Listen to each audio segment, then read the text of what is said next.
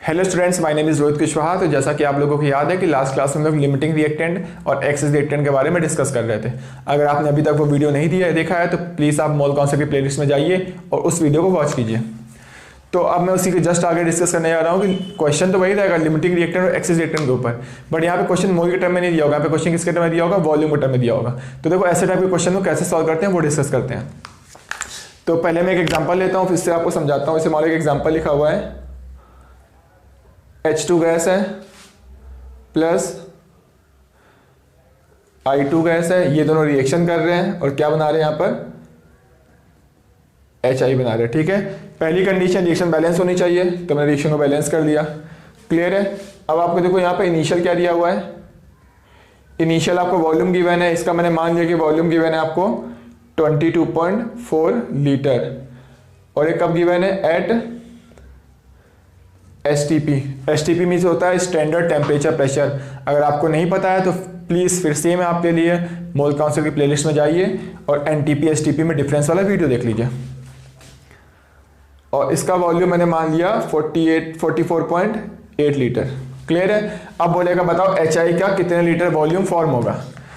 तो इस क्वेश्चन को सॉल्व करने के दो मेथड है। पहला मेथड कि वॉल्यूम को पहले क्या करो? मोल में कन्वर्ट करो, फिर मोल से मोल में आंसर निकालो, फिर मोल से वॉल्यूम में कन्वर्ट करो, फिर आंसर बता दो। या दूसरा मेथड है वॉल्यूम से डायरेक्ट वॉल्यूम में आंसर बता दो। तो हम लोग दोनों one by one method discuss करेंगे। क्लियर। और दूसरा मेथड ज़्यादा इफेक्टिव है, वो भी हम लोग में बताएंगे कैसे इफेक्टिव है और उसका यूज सबसे ज़्यादा हम लोग करेंगे। ठीक है। तो फर्स्ट मेथड क्या होगा? तो पहला मेथड है कि पहले जो भी दिया उसको पहले मोल में कन्वर्ट करो। अब मोल में कन्वर्ट करने के लिए आपको वॉल्यूम मोल में कन्वर्ट आप कर नहीं सकते हो। कैसे कर सकते हो? PV = nRT से ही कर सकते हो, या फिर आपको STP NTP कोई कंडीशन दी हो। ठीक है ना, इसलिए मैंने यहाँ पे STP लिखा हुआ है। अगर STP नहीं दिया होता, मान लो प्रेशर टेम्परेचर नहीं दिया होता, तो आप वॉल्यूम को मोल में कन्वर्ट ही नहीं कर सकते थे। क्लियर है। तो STP पे पता है आपको एक मोल का वॉल्यूम कितना होता है? 22.4 लीटर होता है। यानी किसी भी अगर वॉल्यूम आपको लीटर में दिया हो और आपको मोल कन्वर्ट करने हैं तो 22.4 से डिवाइड कर दो। तो यहाँ पे 22.4 लीटर वॉल्यूम गिवन है, तो मोल में कैसे कन्वर्ट करोगे? तो मैंने 22.4 से डिवाइड कर दिया। वैल्यू कितनी आ रही? 1, यानी इसके 1 मोल आ चुके हैं। क्लियर है। अब इसको भी मोल में कन्वर्ट करते हैं। इसको मोल में कैसे कन्वर्ट करेंगे? 44.8 दिया हुआ है, इसको 22.4 से डिवाइड करो, वैल्यू कितनी आ रही? 2 मोल। ठीक है। फिर सेम कंडीशन, वही सेम फंडा भाई जो अभी तक यूज कर रहे थे। मोल आ गए यहाँ पर, पहले डायरेक्ट मोल दिए होते थे। अब मोल से क्या करोगे? लिमिटिंग रिएक्टेंट और एक्सेस रिएक्टेंट निकालोगे। कैसे निकालोगे? 1 दिया हुआ है, कोफिशिएंट में डिवाइड करो, 1 बाई 1, वैल्यू कितनी आ रही है? 1। ठीक है। अब यहाँ पे क्या होगा? 2 मोल्स है, कोफिशिएंट कितना है? 1, वैल्यू कितनी आ रही है? 2। अब कौन लिमिटिंग होगा? जिसका रेशियो कम होगा। किसका रेशियो कम है? H2 का। तो ये क्या हो गया? लिमिटिंग रिएक्टेंट हो गया, और ये क्या हो गया? एक्सेस रिएक्टेंट हो गया। क्लियर है। आप लोग देखना सेकेंड मेथड से सॉल्व करेंगे तब भी यही लिमिटिंग आएगा और ये एक्सेस आएगा। ठीक है, वो आगे डिस्कस करेंगे। तो ये लिमिटिंग रिएक्टेंट आ गया। लिमिटिंग रिएक्टेंट मतलब ये होता है कि फाइनल जब लास्ट में देखोगे तो लिमिटिंग रिएक्टेंट बचेगा ही नहीं, इसका मतलब 0 लिखा हुआ है। लिमिटिंग रिएक्टेंट टोटल कंज्यूम हो जाता है जब रिएक्शन कंप्लीट होती है। तो ये टोटली क्या हो गया? कंज्यूम हो चुका है। अब इस रिएक्शन से क्या समझ में आता है? रिएक्टेंट पहली बात कंज्यूम होते हैं, प्रोडक्ट तभी बनता है जब रिएक्टेंट रिएक्शन करेगा तभी प्रोडक्ट बनेगा। तो इसका 1 मोल जब इसके 1 मोल से कंबाइन करेगा तो इसके कितने मोल बनेंगे? 2 मोल बनेंगे। तो ऐसे क्वेश्चन करना है, पहले लिमिटिंग रिएक्टेंट निकाल लिया, अब इसी को पकड़ लो, इससे सारे आंसर निकालो। एक्सेस रिएक्टेंट हमेशा बच जाएगा। क्लियर है। कितना बचेगा पूछ लेगा। ये कितना देखो 1 मोल कम हुआ है, 1 मोल कम हो। जब ये 1 मोल कम होगा तो कितने मोल कम होगा? ये भी 1 मोल कम होगा।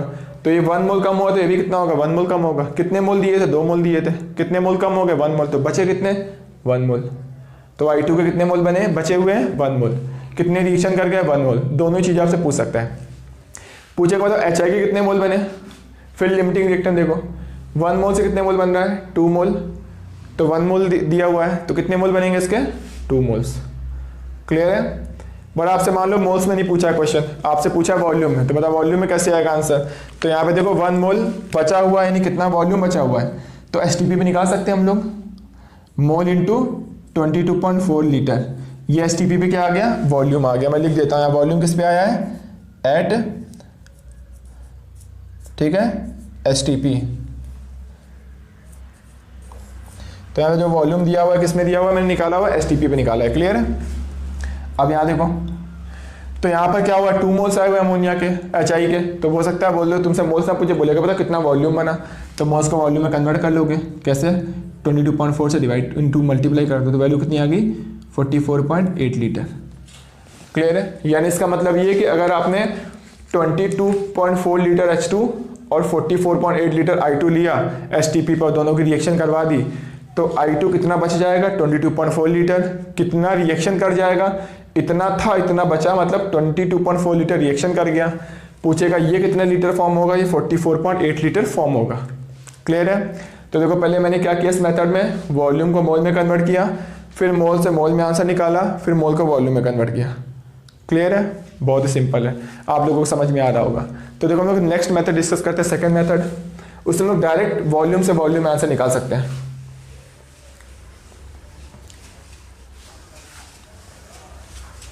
तो हम लोग IIT JEE और नीट के जब भी क्वेश्चन सॉल्व करेंगे पेपर या फिर इसके क्वेश्चंस, तो हम लोग हमेशा सेकंड मेथड यूज़ करते हैं, क्योंकि वो ज़्यादा इफेक्टिव होता है, क्योंकि उसमें टाइम भी बहुत कम लगता है। तो वो सेम क्वेश्चन है, आपको दिया हुआ है H2 22.4 लीटर है और I2 44.8 लीटर है। बोला बताओ HI कितने लीटर बनेगा। तो जैसा कि हम लोगों को पता है PV इक्वल टू क्या होता है, nRT होता है। आपको देखो यहाँ पर STP दिया, मतलब स्टैंडर्ड टेम्परेचर प्रेशर है, मतलब टेम्परेचर प्रेशर कांस्टेंट है, ठीक है ना। स्टैंडर्ड मतलब टेम्परेचर भी फिक्स है और प्रेशर भी फिक्स है। फिक्स है मतलब वो कांस्टेंट है। या फिर आप सपोज करो आपको नहीं भी दिया हुआ है, ठीक है, तो आपको दिख रहा होगा PV इक्वल टू nRT है। मैंने STP लिया फिर ना लो, उससे कोई फर्क ही नहीं पड़ेगा, आंसर में कोई चेंज नहीं आएगा। तो मान लो STP नहीं भी दिया हुआ है, तो अगर तुम्हें टेम्परेचर प्रेशर क्वेश्चन में नहीं दिया हुआ, इसका मतलब टेम्परेचर प्रेशर दोनों क्या है, कांस्टेंट है। कांस्टेंट मतलब वो चेंज नहीं हो रहा है, ठीक है ना।